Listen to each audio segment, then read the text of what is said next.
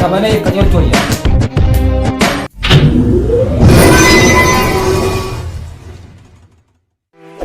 Temi. Sifi sufata bitemi. Na bitti galatan. Ela. Wanti an uffata isinii biteef gatii isin barnoota keessa irratti kafaltanii. Gatii isin barnoota irratti kafaltanii onneetii ana gammachiistanii akkana isinii bite. Gara fuulduraallee kana caalaa yoo cimtanii kana caalaa yoo cimtan waan kanaa olii isinii ta'a. Tole waan feetan waan idaallee siillee waan gaarii isinii geessa. Isin abdii biyyattiiti. Ampaa ibda lama baay'inaan akidaan bireetu dhugaatiin bashannanuu waliin fadhame. Waan feetan nagaafachuu. Oyyaa naannoo jira. Waan feetan atis mataa kiyya kana gubbaa irra jirta. Tole garuu gurbattiisan.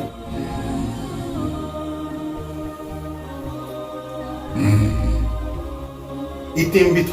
Maali? Daalattii fossoo barnootaan nan gammachiisa. Halkanii guyyaa nama aabaa caadaa takkatti dubbisuun beenu. Akka keessan kana maqaa kiyya ol baasee nama na waamsisu barbaada malee nama maqaa kiyya gadi buusee daaratti garrigu hin barbaadu. Ulfaadhu mucayyootu. Ati diqqaattullee yaadni kee guddaa ati isaaf yaadde akka ati isaaf yaadde kana osoo inni ofii nabzee lubbuu ofii kanaaf yaade an lubbuu kiyya tanaa yoo kutaa. Afaan ati jette kana ammoo si milkeessa malee milkii akka milkii dhabdu sin godhu. Waan ati jetteef ni bitaaf garuu uffata akkasii bitee hin godhuuf. Tole waan ati jetteefuu ni bitaaf hundaafuu ka'i namaa hime haadhufu. Sabba odoo caaltuun jirtuuti hin ergitaati. Woy caaltuun nama guddaadha bara. Haybitiif yaamee biyaasan dura. Odoo miliyoona xiqqoo jirtuuti nan argama. Isin hunduu naaf tokkochi ati dhaqi namaa mucayyooti. Kaayiraas mucayyoo mucayyoo gurbaa kaasi. Sanbaa silaa bituu fuun qabdu kuma itti dhiisu qabda.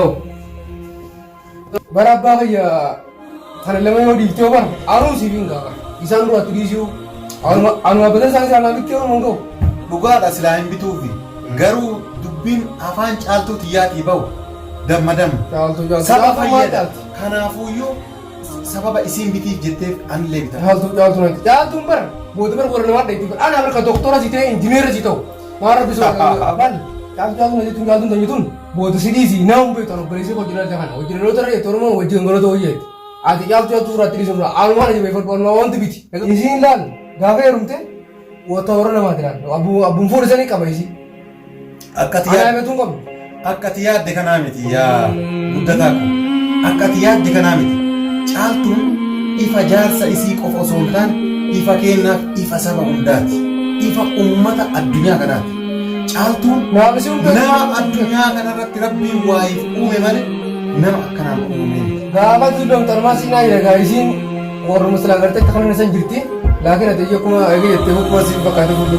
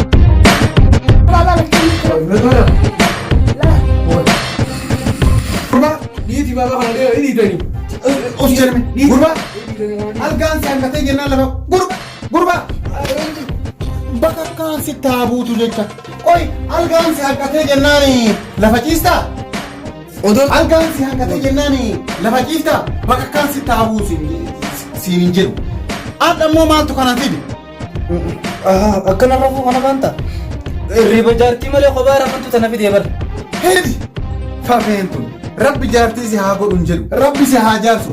Yoom waa'ee jaartii bira geettee waa'ee kanaa haasoftu. maal rabbi si ajaarsu jette yaa sitti hafi dujii malee.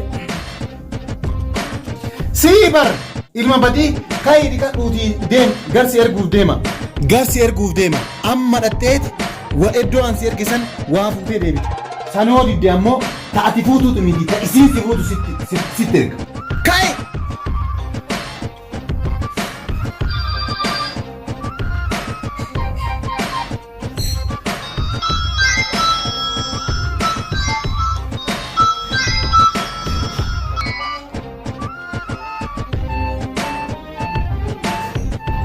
Gurbaa kaballaa!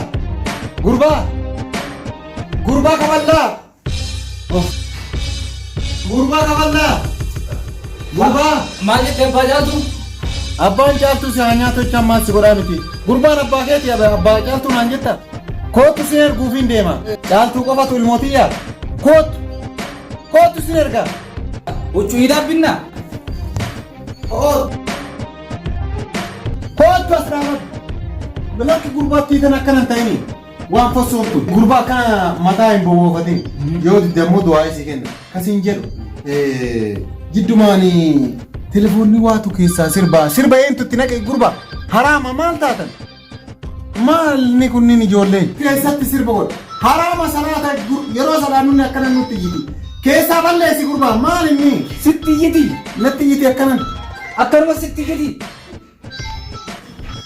Dhageessaa hullaan kuni akka yeroo gartee dabbaramte ittiin bohaartuu fi barkana dhageeffachaa. Dhageeffatu gurbaa kan inni Sisi asirraa irraa jooga. Ni cabsita agattaa. narraa dhoggaa Asirraa jooga laal. amma waan gootu Laa wayii sii mana dhageeffadhu. amma gara si ergu deemu kana qoqqoroo narraa balleessi. Na dhageeffadhu kana wanni itti tolchaniif akka yeroo dabbaramte yeroo qabaa jirtu dhageeffattuufi laal nookiyaadha saniifuu silkiin ta'e gartaa. Sirba addunyaa kanarra jiruu fi muuziqaa addunyaa kanarra jiru guututu asuman neetee dhaggeeffatta. Hoggaa dabbarame sirba akka gartee. Sirba dhageeffachuun fedhu hadiisa fa'aa tooyi nashiidha akkasitti naan. Waan akkasiisan tanatti hin daleene waan akkatti barbaaddu sanii wachi ofirraa ka'e. Gizuma namni siin bilbile qofa haala hojii. Amma kasiin jedhu gadi ba'iiti timaatimaaf shunkurtii qullubbiilee waan garagaraa amma bitiiti deebi. Hayya mallaquu achirraa fuudhu. Dinnichaa fi timaatiin shunkurtaa fi waan akka qullubbii biti naan jechaa jirta. Waan kanneen. Kanaan mana keessaafis ni bita. Kanaan mana keessaa nuu biti deebi. Waan biraa wayi bu'aa qabdaari. Tanumallee taatu mee hojiitti hojii. Hayya. Dhageessa. Dhageessa naan jedhin. Dhageessanii naan jedhin. Anammoo waan akkanaa kana bituudhaaf yeroo hin qabu. Waan akka maalii malee. Waan akka maalii jettee na gaafachuun kee hedduu gaarii. Yeroo nama jiru tun dhiidaa guyyaa 3 moo 4 taaf.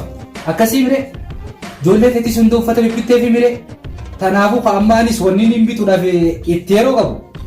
Ifee xiyyaa magaalaa dhaqee gartee uffata hidhaa gartee koofiyyaa irraa eegalee hanga kophee gartee kophee irraa hanga koofiyyaatti akkasumas shamizaa fi kofoo hanga sa'aatiitti akkasumattis waan akka shanshalataa fa'aa waan asirratti hidhatan akkasumattis waan akka mijiraa mire waan akkanaa kana qofaan bituudhaaf yeroo qaba laalamma sababbiillee waan hiite taateef hiiddee waan dhufaa jirtu. Kana quba qabdacha. Amma waan akkanaa kana malee wanni bitan waan akkaatiin meettuu kana barsa bitu waan miti maal ta'a. Dhiiramee gurbaa kana diddeeti harkuma akka dhabanaa isaa sitti naqu na barbaaddeemi.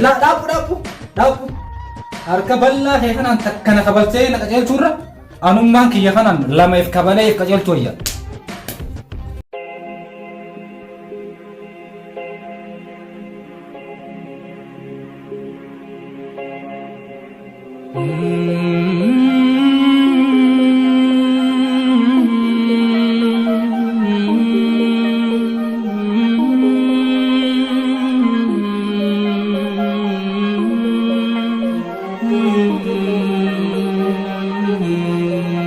Way ilmaan zabanaa yoo kaalidhumaaf dacheef samii uume kun nuu qajeelche malee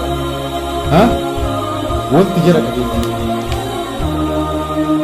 Ani harka kiyya isi dhabanaa sootutti deeme kisan tuna salphachiisa. Maaluma godha yaa rabbi ati nuu qajeelche. Ima argaartaami jannannillee koomee haadha abbaa jala jira jetteemi yaa rabbi ilmaan teena nuu qajeelche. Ilmaan teena onne isaanii dhagaa goote kana bishaan itti naqi yaa rabbi ni dandeessa.